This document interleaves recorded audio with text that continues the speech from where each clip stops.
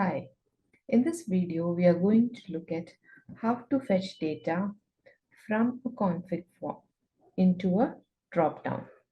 So here, as you can see, I have one dropdown. It is associated with the variable VRCT string.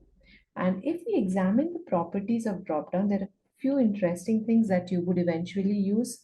One is multiple selection. That is, once you have a dropdown, you can actually, if you check on this one, you can select more than one option.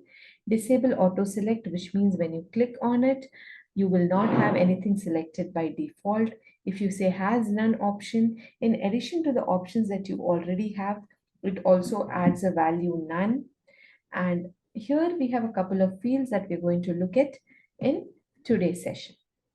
So here, now that we have this drop down, what we will do is we will right click on configure, and this time instead of going to create options, we are going to go to configure options. In configure options, what we are going to do is we are going to put in certain components which will help us fetch data from a config form. As you can already see, here I have a config form called city detail CFG. It has a table variable called city table, and this is the data that is in there. What I would like to do is fetch this data into the dropdown. So here in configure options, I go to connection card. I go to this drop down. I click on config form. I have these base variables of the config form from which I take the form name attribute. So the moment I click on this, you will see some stuff appear here. So what this says is, so here I'm trying to build an expression. So I say here config form name.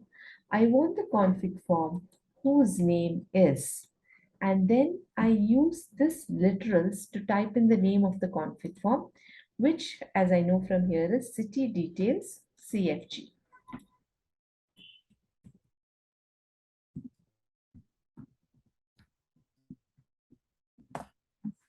You could have also clicked on ID. The problem with that is while it will work on this tenant, when you move from this tenant to another tenant or you move to a production environment, you would have to redo the expression based on the new config form ID. So once you have put in the expression here, go ahead, click on save. Come back here, click on configure once more, configure options, make sure the expression is saved. Now that you have the expression, you click on configure columns, you go to single table variable, right? And you have the city table. From the city table, let's for now just pick up city name, okay? Generally, it is advised that when you are fetching columns, you fetch more than one column. So let's fetch all of these, right? And let's keep row ID also. Go ahead and save this. Now let's just preview and see, right? If I click on the drop down here, we have 3 items here, but I cannot see what these items are. For that, we need to do a little bit more of our configuration. So we go back here, go to properties. If you remember, there are these 2 fields. Now, if I type in here, you can see it will fetch me the name of the city.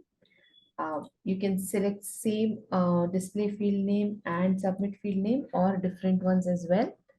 Now, when you preview, you can see Pune, Kolkata, and Bangalore.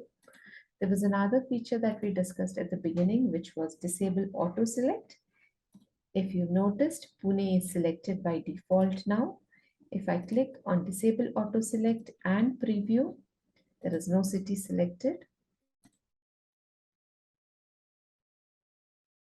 It's just taking a second to show up.